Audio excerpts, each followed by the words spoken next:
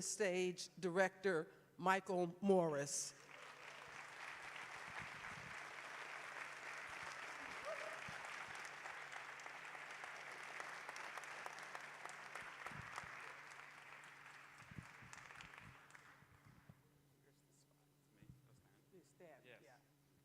So I have to tell you, this one ripped my guts out. I love this movie so much, and the performance that you got out of Andrea Riseborough, everything. I mean, all of the performing, I mean, the supporting actors, everything was so well cast in this movie. Allison Janney is always good and always dependable, and I don't know where you got that, the guy who played her son. Anyway, if I keep talking, I'm just gonna cry. But I love this movie so much, Michael, and we are so proud. Roger would have absolutely adored every second of this movie. I have to tell you, I know that.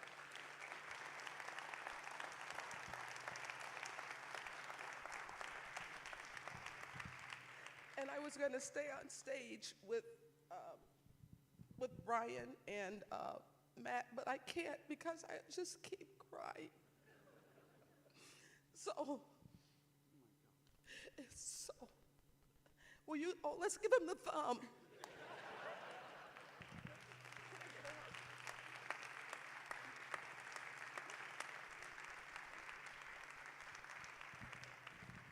We give a thumb. Here, here, Nate will tell you about the thumb. This thumb is, we give to all our filmmakers. It's a cast of Roger's thumb. It's made by we keep saying it, is it still true? It's made by the folks who make the Academy Awards. No, really? Yeah, so congratulations, just a magnificent film. Thank you. Thank you. Thank you. And we'll take it away, but it'll be backstage for you. But I'd like to call out Matt Zollerseis and Brian Tellerico, and they're going to do the Q&A with you. Thank you so much, Michael. Thank you. All right. I love you so much. Thank you. Wow. That's a lot better than the Academy Award, I can tell you that.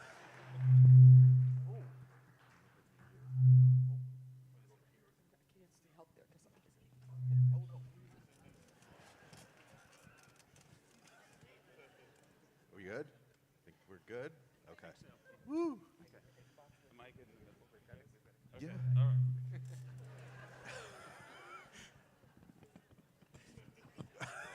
It's like a social distancing machine. Yeah. Pandemic Q&A. That's cinema. Cinema, a social distancing machine. Okay. Deep breath. Emotional morning, deep breath. I think it would be helpful to start with a little context, like where the script came from, the true story aspect of this. So can you fill in the audience on that, whose story this is and how it came to you? And then I'm curious after that, the act of if you had to feel like a fidelity to that true story, how important it was to tell the story in a certain way. Yeah, so first of all, before I answer anything, I just want to thank everybody who's here, because I've seen this movie now. I've been lucky enough to see it in different cities and different places with different audiences. Each time is different, but no time was more special than tonight, or today. Tonight, it's 10 o'clock in the morning. There was such an atmosphere of openness and a sort of leaning in sensation that I felt all the way through, and I just want to thank you all for that. It makes a huge difference to me.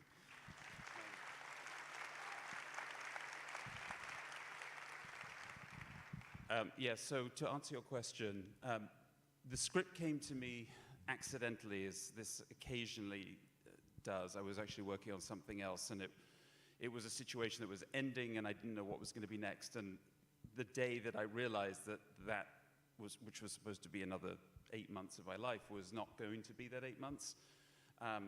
In that moment, not that I really believe in such moments all the time, but my email just sort of arrived. An email arrived from someone I hadn't worked with, the casting director, wonderful casting director who did this.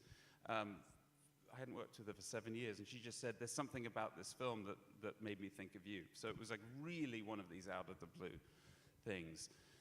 As you said, it's written by Ryan Bernacco, who's a wonderful young writer. And I wouldn't say, we don't say this is a true story. We don't say even this is based on a true story. It's very much based on a true story. But I leave it really to Ryan to know which parts are actually true, you know what I mean? And what it is an emotionally true story. Ryan is, and I think he would say if he were here, is James. You know, Leslie is his mother. Leslie, in fact, is the name of his mother. And I think one of the things that I loved about it, and that I connected with deeply, is that he clearly had a very troubled childhood. He was, in fact, left by his mother at the age of 13. And as he says, he was a young 13. You know, he wasn't a sort of like, I'm ready for the world 13. And it was just, you know, Ryan and his mother. They were like a team against the world. She was larger than life in some ways. She was a, you know, brilliant person. You couldn't help but love her in so many ways. She's very popular. But as she started to drink more and more, you know, it just went downhill. She felt, I think, the butt of all the jokes in the town that they were in. And one day, she wasn't there anymore. He was a 13-year-old kid, you know. And so the town, the people in the town, and in his life, I think his grandparents, to some degree, had to step in and be there for him. But just as it is here, 6 years later, you know, those 6 years are huge. He was 19 at that point, and he was living by himself in a city. He was trying to get a life together. And she showed up, you know, as a homeless person with nothing. And they had an experience not unlike this, meaning, you know, she came into his very ordered life, and she created all kinds of chaos, and he had to send her away, you know. So, and I think that emotional truth is 100% evident, you know, in the way it's written. But what I loved about the script, and I guess this is in answer to your question, is that he didn't write this film to get back at his mother. You know, he didn't write this film to say, I'm going to have the last word, you know, against you. It's a love letter, really. Like, he wrote a letter to Leslie, to his mother, and the letter tries to say, I'm going to really try and understand you and see you, you know, and that's the thing that I think that I connected to from the first time. And we went through a long process, you know, as all scripts do, of, you know, examining, investigating all the scenes and the lines. But the spirit of it, I hope, is still there in the film.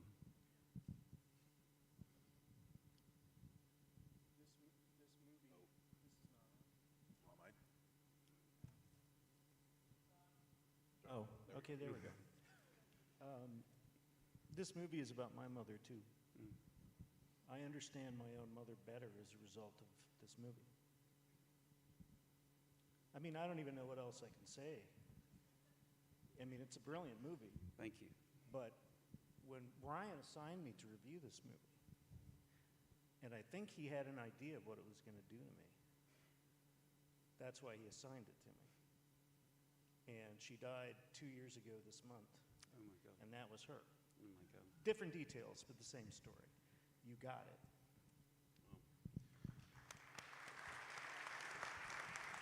Well, thank you for, you know, for sharing that with me. And I think there is something that I know Andrea would say if she were here too, because it's something we've talked about, which is, you know, everybody is a Leslie, everybody has a Leslie or has had a Leslie, and certainly or has been a James, you know, or a Sweeney. These are roles that are all too familiar in some ways. You say the details are different, but the humanness is the same. Yeah, and that's what this was true very much for me too. I don't have these details. I don't have this specific issue, but I have experience with, I bet you everybody has experience with, the ability we have as humans to uniquely hurt or bless the people who are closest to us. You know, the ones we love the most, who love us the most, are the ones we can most easily hurt. And I think this movie is, yes, it concerns a woman with this addiction, but I've always said it's not about alcoholism. It's about, you know, a woman who is an alcoholic, you know, and who struggles with that. It's about a woman. It's about a person. And I think I, in my life, have had experience of that. And I think, you know, that idea of how thin can we stretch love and have it still hold is universal to me, anyway. You know, this is my third time seeing the movie, and something, I don't know why I didn't notice this the first couple of times. In the opening credits, you give us a close-up, you just see the part of a bottle in the screen. And that communicates the idea that this problem predated her losing that lottery money. That this is something that's been going on for a long time. And then logically, you would have to think, well, maybe that's the disease. Maybe that's the way she's wired. You know? And Yeah. it's not like people have justifiable reasons to be mad at her and she is responsible for her actions. But there's also something going on deeper. I totally believe that about her. And I think the lottery money, she says, drinks are on me, she says gleefully. And it, where we froze the frame, it's James looking up at that check as if to say, oh man, this is not what she needs. And I think, yes, I think she absolutely drank. And I think she was a good time. I think she had friends, she was fun, she was the life and soul. And it was the addition of this funding, this money that suddenly came to her that just allowed it to go nuts. We've seen tons of movies about alcoholism and troubled parent-child relationships. And so when this one started for me, I was like, oh, it's going to reach that sentimental point where it becomes melodramatic. And it doesn't do that. I find the end hopeful but not sentimental or melodramatic, and there's a big difference there. So I'm curious how you walk that fine line of not getting overly moral message, or the pitfalls that this movie could have fallen into that it avoids. How conscious are you of that? How do you avoid them? I was 100% conscious of that because I really wanted to make a film from the very beginning. I wanted to make a film that was hard, that the experience of watching it was not easy.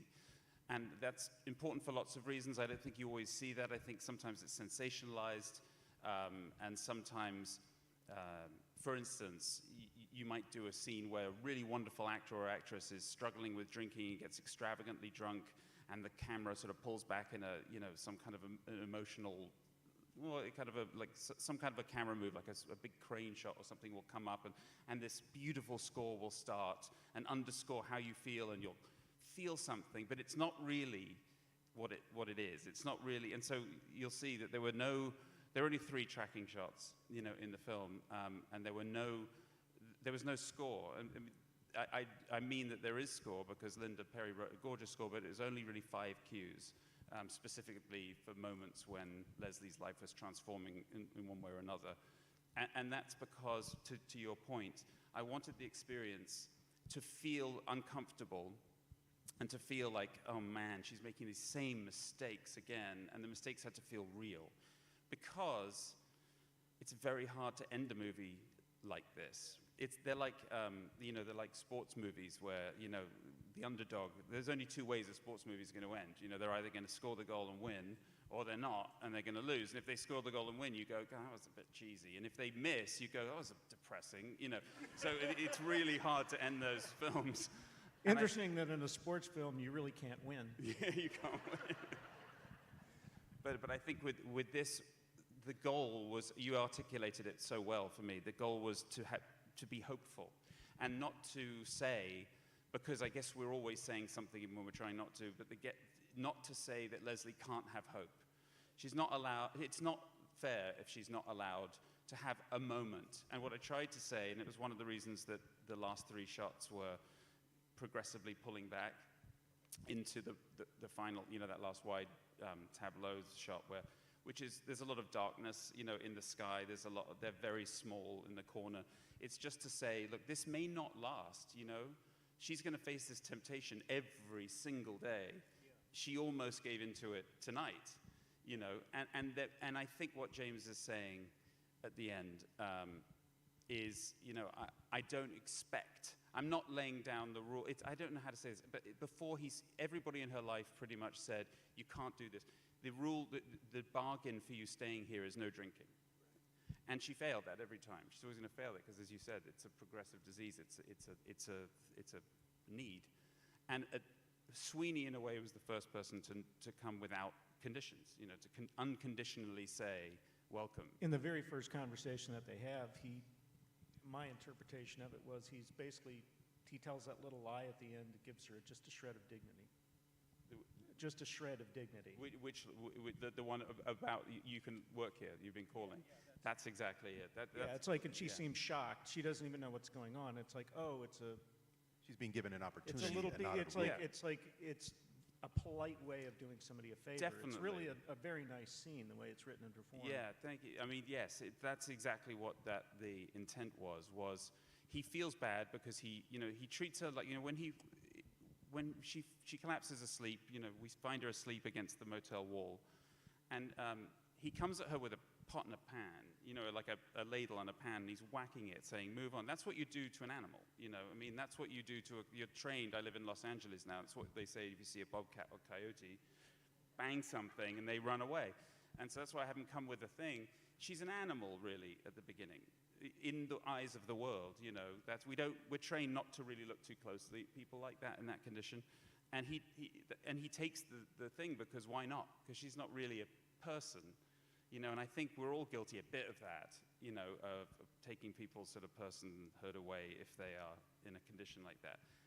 And I think when he sees the picture, she becomes more of a real person.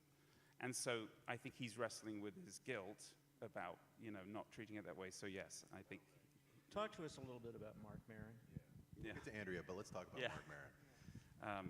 I think he's a wonderful. Okay, so Mark, I didn't know, had no relationship to Mark before this film, and really weirdly, no one quite believes this now, but I was one of the few people who I had never seen his stand-up, and I had never listened to his podcast, and nor had I watched Glow. So I really came from the outside of Mark Maron world. I had watched Lynn Shelton's beautiful movie, which was called Sword of Trust. Sword of Trust, yeah. He reminds me a little bit, The character. yeah, he's got that sort of energy. Yeah, Inner and so, decency, too. yeah, that's the thing about Mark. And I had also watched the show that he did called Maron, based on his life, which was a little scene show, but I thought he was brilliant in it. And what I think I was desperate to get him, to convince him, over and over again to do it. That's the quality. It's that decency he has, but he doesn't advertise it. Like, I love that combination of like, okay, I might do a good thing, but man, it's a fucking pain, Jesus, all right, you Those can are have the real it. decent people. Yeah. Usually the ones who. Yeah, there's humanity in him, and I think this is what this film is, and not just him. Andre Royo, I think, has that quality about him too. And I think, but it was every scene with Mark that we did was a really wonderful surprise, because it's hard. I mean, other actors have said this to me. It's hard to act with Andrea, not because she's not generous. She's wildly generous. It's just the bar is high. She's giving totally authentic moments. Yeah, she's real. She's really real, and like to the point where, as you say, like I always have a hard time participating in conversations about there's too much violence, there's too much sex, there's too much profanity, there's too much. It's like my threshold apparently is limitless for all of that. But I'll tell you what I have a lot of trouble watching is scenes where people embarrass themselves. And there's a lot of scenes like that in this movie. Like that, like I think about like in other movies like Rachel getting married, when she gets up to make that toast, and you can see the entire audience go, oh no. Cringe. Right. And there's a lot of that kind of stuff in there. But she's 100% just in it. I'm fascinated by how she does that more than once. Like, in other words, how do you do multiple takes of the tracking shot down the bar, or does she? Like, how do you get her to stay in those moments, like the dance scene we were talking about, the Waylon Jennings That Willie dance Nelson number. song is, what, 4 minutes long, right? Yeah. So how does she dial that up and back down again? What's it like to work with that process? She's an extraordinarily gifted artist. That's the first thing to say. It's not something, there is no blueprint, I think, for being able to disappear into a moment over and over again. But I can tell you a little bit about how we shot some of these things, because it might inform what you're saying. Because for those of you who don't know, you might know at this point, but for those of you who don't know, Andrea is English, and she's from Newcastle in the north of England. If she were here, she'd be like, oh, hello, how are you? Lovely to see you. She has nothing in common with the West Texas person that she played. And to the point, so it's like digression, but to the point, my editor, Chris, was getting some of the early footage and assembling, while we were still shooting. And because we shot on film, and we didn't have any money at all, every foot of film was valuable. So it was absolutely action at the last minute and cut as soon as the last moment was done. So Chris never experienced Andrea except as Leslie on the thing. And he felt for the first week of cutting that it was just easy. She was just drinking, that she was just absolutely drinking. And there was this Texan woman drinking. And he even said to me, it's kind of brave how you're doing this film. And he did. And then there was one Or take. illegal. Seriously, there was one take when, in like week 2 of him cutting, where I had to run in and do something. He's looking at this going, oh, I'm editing a he's like, wow, documentary I about a mean, woman with an alcohol problem. she's okay. It's like a documentary, but there was one take where something happened at the end of a thing, and someone had to run in like that, and he saw her like, and the camera kept running, and she was like in the bar doing something like this, and then I yelled cut. The camera kept rolling for a minute, and he saw her go, oh yeah, just another cup of tea, thanks very much, cup of tea. Like that. He was like, what? It was like he did not understand it at all. But How does she do that? Yeah. So to your point, we did not have. So as you will no doubt know, and most people here will no doubt know, that the established way of making film, especially in America, mainly here and other places, is you get the script, you rehearse the script out loud. The crew gathers around, you'll rehearse the beats of the scene, the crew gathers around, we put marks on the floor so that the camera people can light, the actors go away, often get makeup done. Now the scene is lit, the stand-ins come in, they double check it, boom, the actors come in, you rehearse it one more time to make sure the camera knows what to do, and then you shoot. So we did not have the luxury of very much in this. So we had only 19 days from start to finish to shoot the whole film. And it was also pandemic, so we had to take breaks every 40 minutes. So you're doing how many scenes a day? We did up to 10 scenes a day. So, I mean, sometimes. I Yeah. wasn't a math major, but Yeah. it sounds like you don't have enough time to Yeah. do everything you want to do in a scene. It sounds like you just go in there and like, all right, you get 4 takes of this and 4 takes Yeah. of this, and then we got to go 3 blocks south and do it again. So what we did was, and there were some blessings in this, which is just really odd. First of all, I was smart enough to cast the movie with people who would be present from the first take onwards. Secondly, we decided no marks on the floor. And thirdly, we decided none of the rehearsal format that you would normally get. Andrea and I had been living with this material for about 2.5 years, trying to get it made as an independent. So we had lots of conversations. We really knew what it was about this woman we wanted to find. So the big risk, which paid off, was let's save that magical moment when people kind of experience the words for the first time out loud for the camera. So that doesn't mean we didn't do it multiple times. Like the tracking shot, we did 9 times, but it meant that everyone had to be present for the first take and ready. And you have to trust them. It's an insane amount of trust on both sides to say, hey, we're going to just get this on camera. Does that come with the 2.5 years and the working together and discussing? It does. It comes with that. Also, I had the opportunity to work with Andrea before. 6 years before, we did a show called Bloodline together, and she came and did the whole second season, which was when I was there. So we spent a lot of time together. And I knew how, some people, like, it's rare, but some singers have perfect pitch. They just do. They're not going to sing out of tune, even if they try. And Andrea is she has perfect pitch. It's not that there aren't other opportunities. There were other takes. There were adjustments. There were discussions. We found stuff. But she is essentially, a perfect pitch singer. And so what that does for a movie like this, where she's in every frame almost, is it's a rising tide. Everybody, I mean, there's the scene at the end with Matt Lauria, the actor, who says, when she says, tell me I'm good, to him. And very difficult for Matt, a wonderful actor, but difficult because he only came for that moment. He's only in the one scene, and he shows up at the bar, and we're in the middle of a long day, and he's like, hi, everyone. And, he would expect to sort of have that settling time. First take maybe is not great, second take we'll find it. That first take, I remember, it's off camera, but you can sort of sense, she grabs his hand in the middle, like that, and it wasn't rehearsed or anything. And Matt, I remember him, just looking down and looking up at her and going, oh my God, I've got to be in this moment. And he's so good that he is. But that's another thing I like about this is that it has scenes, like actual scenes with beginnings, middles, and ends. And a lot more filmmaking, commercial filmmaking, is more almost, it's like one long montage now.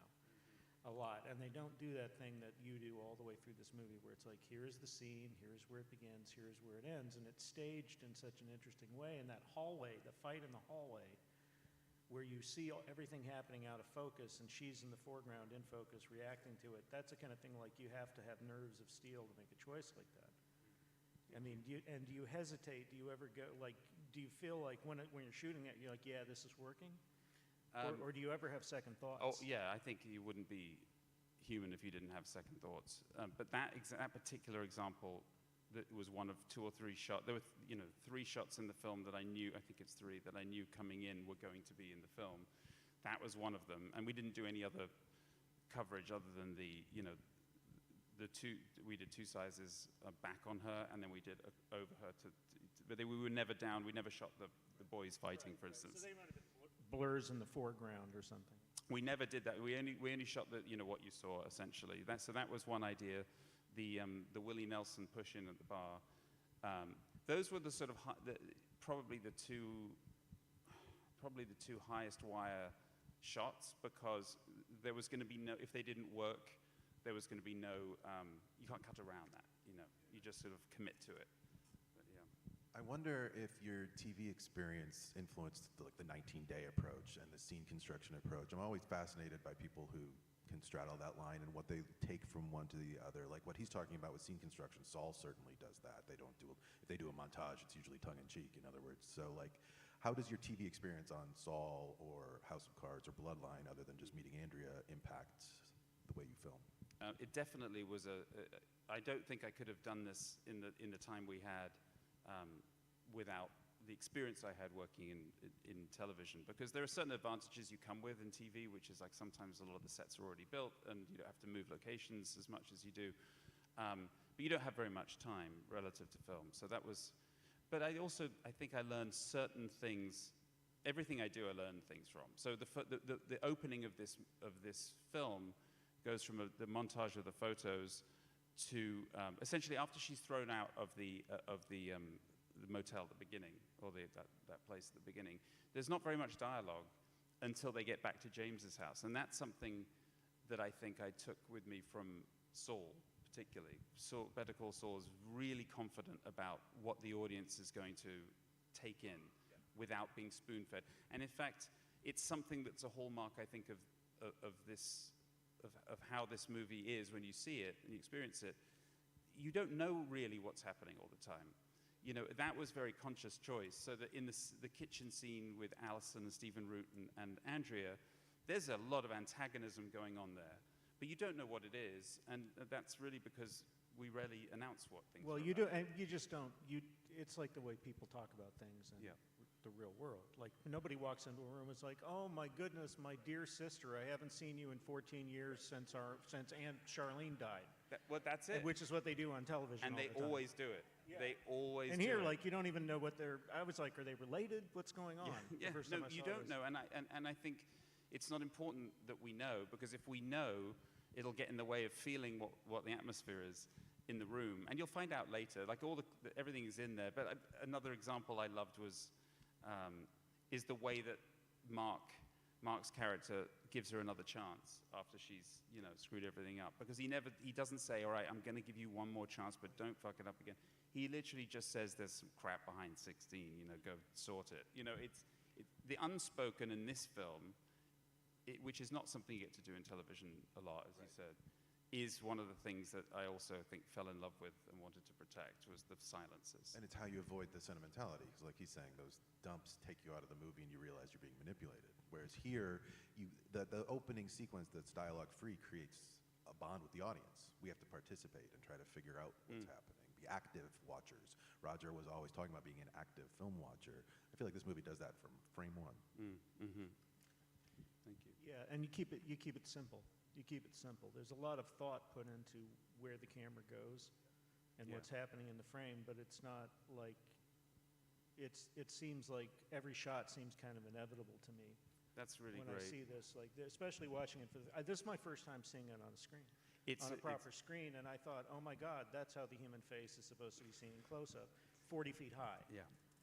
Just to see people thinking Yeah. That, to me, that's as interesting. Like, no amount of special effects is as exciting to me as watching somebody think Oh, in a movie. Just think and go, like, what are Amen. they thinking about? Well, the inner monologue with the flask, what goes on her face with the flask outside the diner at the end is just an insane shot. Or the Willie Nelson track shot, what's going on in her brain there. How much do you talk to her about what she's thinking about in that moment, or do you just trust her? It depends. To be fair, it depends. I'm never going to, I mean, as a rule, pretty much with most actors, if we've had a discussion about what we think is at stake in the scene or what, in broad terms, I don't want it to be my job to funnel anyone towards anything. This is something I learned early on, actually, which is I think directing an actor towards a result is, you might get something like the result you were looking for sometimes, but it's never going to be, I think, as interesting as them finding a result for themselves. Even if you expected them to cry and they end up dancing, right? That's a result that I want. I'm not interested in saying, yeah, but she didn't cry at the Well, end. sometimes the thing that never occurred to you to ask for is the thing that you go, wow, that's perfect. Absolutely. And to make this film and to allow for those moments to happen, it's a huge. I owe a massive debt to my cameraman, Larkin Seipel, who is not only the cinematographer, but he held the camera in every shot. And he's brilliant. He shot Everything Everywhere All at Once this year or last year, and Beef. I mean, he does he's a wonderful artist, but he was a part of the scene. The camera was absolutely. I was going to say, it character. reminds me of the way Steven Soderbergh shoots, and he's in the scene with the actors. Yep. Usually, you can feel that they're almost like they're a performer too, sort of. That's what we needed for this, because it was really about intimacy in some ways. This movie, so the camera had to be there.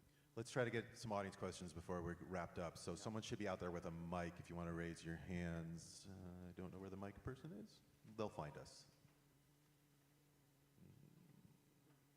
Someone's got a microphone and can find someone. Any questions? There's a few over here, I see.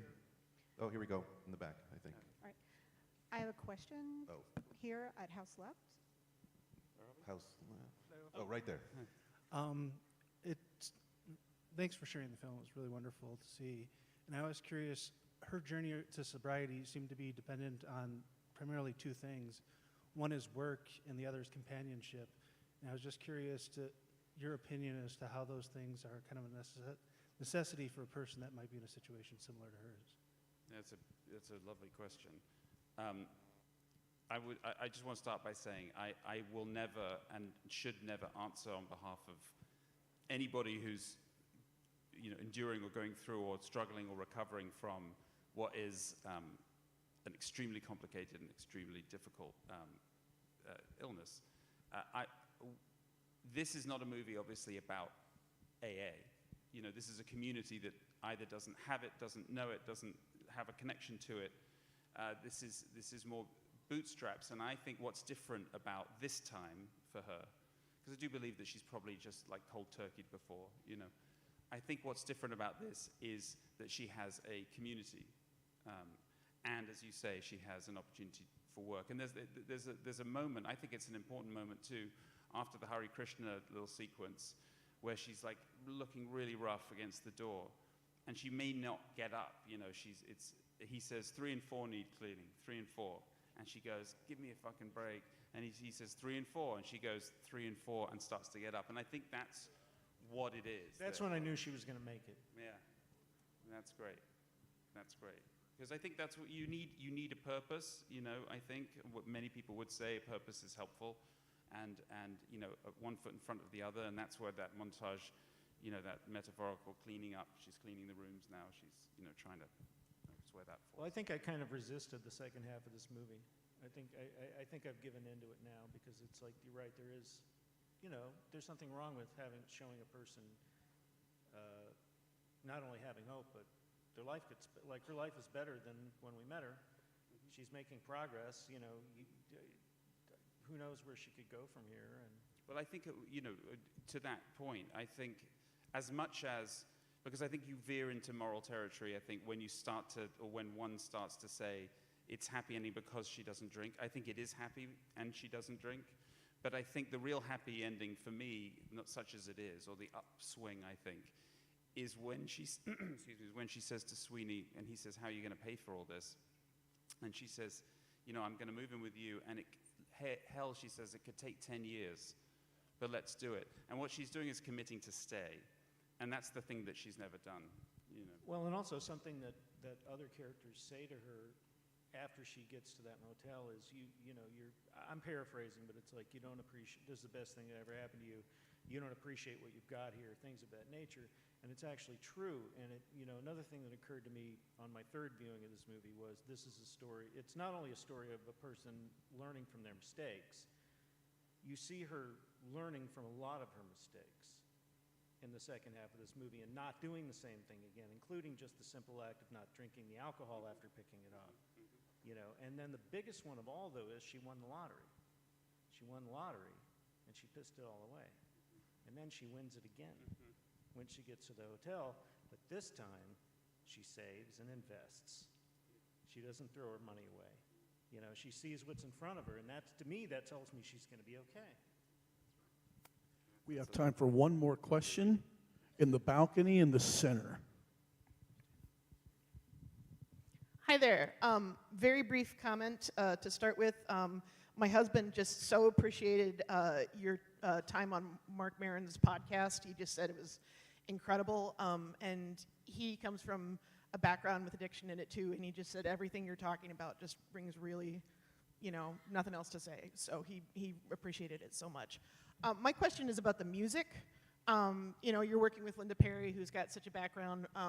It seemed like so many of the musical cues when you're in the setting, in the filming, were just like right on, a second. But at the same time, I wonder, did you have the rights to certain things? Did you have particular songs in mind, and were you able to get rights to them beforehand, or how did you work on the flexibility with that? Yeah, thank you. Thank you for your comments and your husband's comments too. I really appreciate that. The music is still, I don't quite understand how we pulled this off, because we absolutely had all those songs in mind, and the Willie Nelson song was scripted. Ryan wanted that song, but then we discovered that there was this, I think it's called the Ghost Mic version, or there's this demo version, because it's often done like with a band. And this demo version, which is just Willie and the mic, to me became a song about a son. It doesn't necessarily mean it's a song about a son, but it felt like a song from a son to a parent, like to a mother. Like, are you sure you want them instead of me?